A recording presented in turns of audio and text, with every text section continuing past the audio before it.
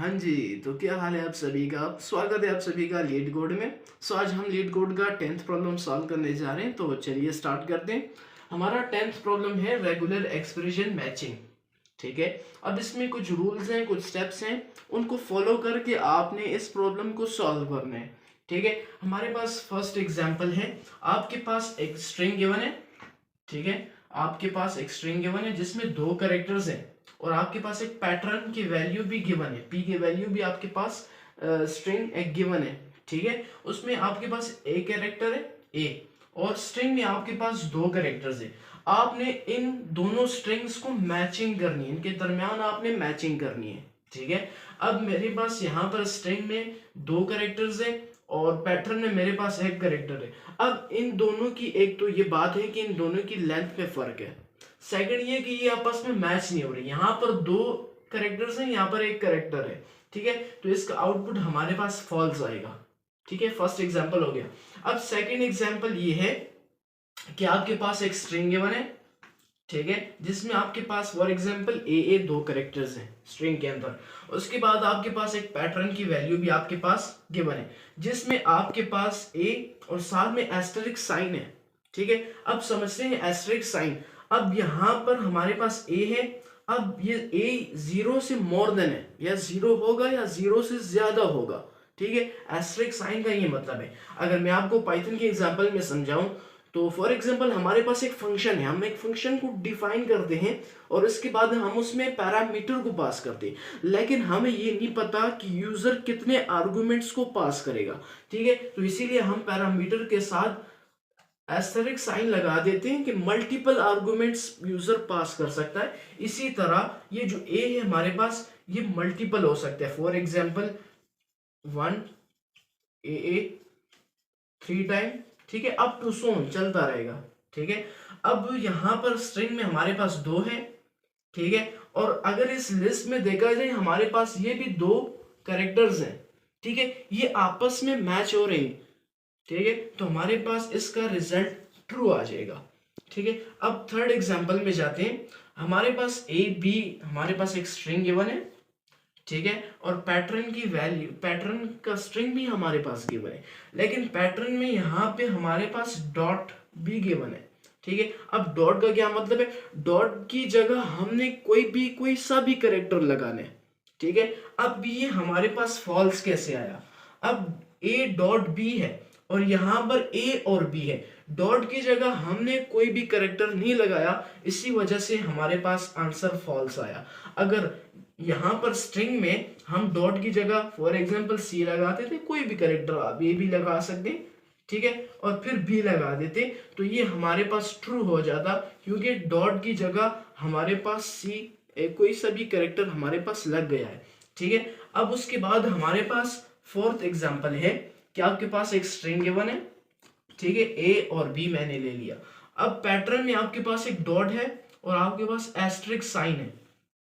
ठीक है, अब जो हमारे पास डॉट है, हमने डॉट को समझ लिया कि डॉट की जगह हमने कोई सा भी कैरेक्टर लगाएंगे स्ट्रिंग में तो तब हमारे पास रिजल्ट ट्रू आएगा, वरना फॉल्स आएगा।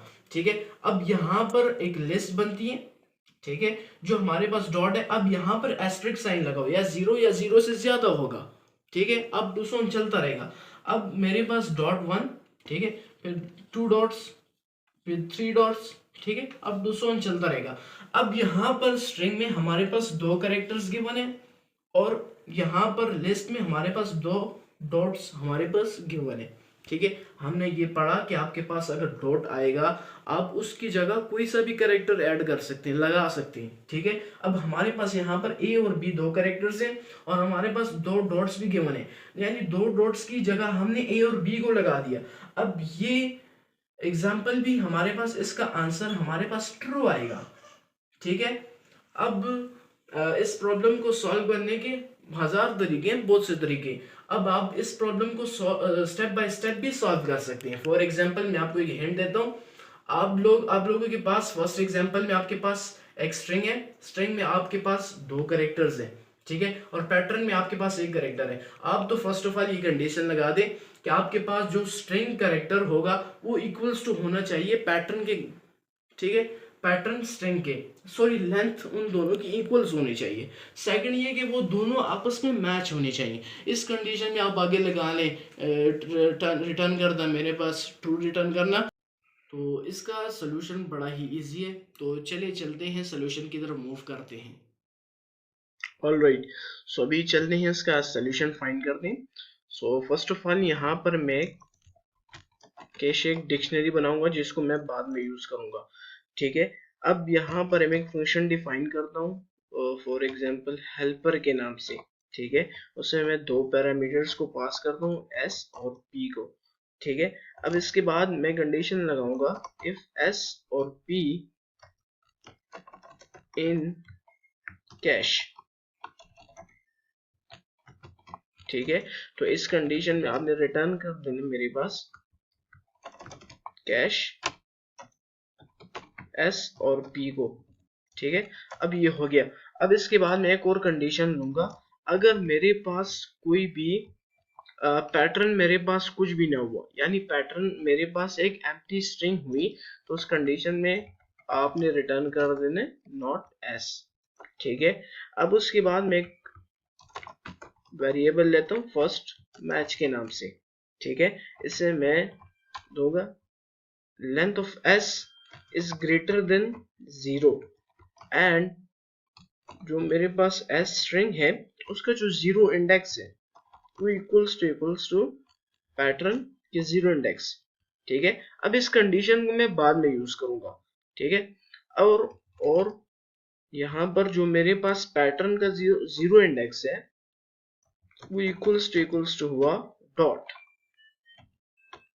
ठीक है, ये हमने वेरिएबल में हमने पूरी कंडीशन को स्टोर कर दिया, जिसको मैं बाद में एक कंडीशन के तौर पे यूज करूंगा।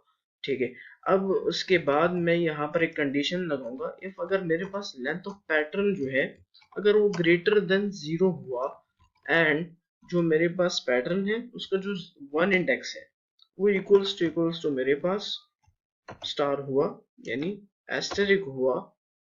तो इस कंडीशन में आपने कैशे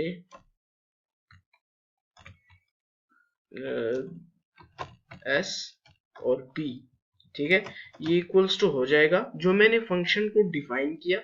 ठीक है, वही फंक्शन हेल्पर, उसमें जो मेरे पास एस और पी एज अ मैंने जो पैरामीटर पास की। ठीक है, पैटर्न का मैं आपने क्या करना है, 2 इंडेक्स से आपने स्टार्ट हो जाने एंड तक जाना है। ठीक है, और जो मेरे पास फर्स्ट मैच जो मैंने वेरिएबल दिया, ठीक है, एंड जो मेरे पास हेल्पर फंक्शन है, ठीक है, उसमें अब आपने स्ट्रिंग में आपने 1 से स्टार्ट होना है, 1 इंडेक्स से, और एंड तक आपने जाना है। ठीक है, और इसके बाद आपने पी पैटर्न को राइट कर देने। ठीक है, और इसके बाद आपने रिटर्न कर देने मेरे पास कैश एस और पी को। ठीक है, अब इसके बाद मैं एक और कंडीशन लगाऊंगा इफ अगर मेरे पास फर्स्ट मैच हुआ, यानी अगर मेरे पास मैच हुए, तो इस कंडीशन में आपने क्या करना है, कैश एस और पी इक्वल्स टू हो जाएगा मेरे पास हेल्पर एस। आपने यहाँ पर 1 इंडेक्स से स्टार्ट होना है, ठीक है, और एंड तक जाना है, और जो पैटर्न में भी आपने 1 इंडेक्स से स्टार्ट होना है और एंड तक जाना है। अब इन दोनों स्ट्रिंग्स के दरमियान हम कंपैरिजन कर रहे हैं। ठीक है, हमने ये पता लगाना है कि क्या हमारे पास ये दोनों सेम है, मैच हो रही हैं या नहीं। ठीक है, अब यहाँ पर मैं कहूंगा आपने रिटर्न कर देने मेरे पास इस कंडीशन में कैश एस और पी को। ठीक है, और इसके बाद कैश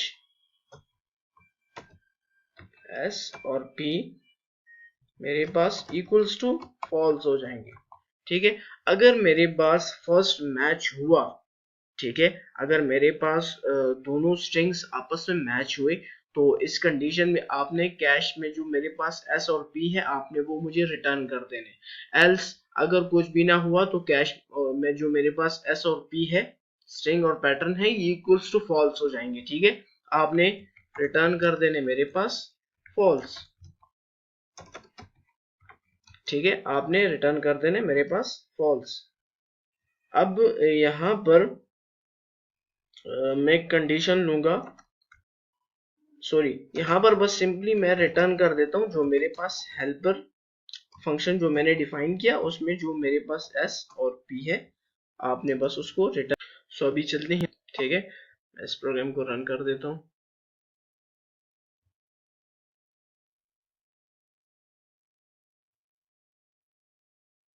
हमारा प्रोग्राम एक्सेप्ट हो गया। ठीक है, केस 1 भी सॉल्व हो गया, केस 2 भी, केस 3 भी। बस अब इसको सबमिट कर दें, हमारा प्रोग्राम सबमिट हो जाएगा। तो बस आज के लिए इतना ही। Thanks for watching this video. I will see you next time.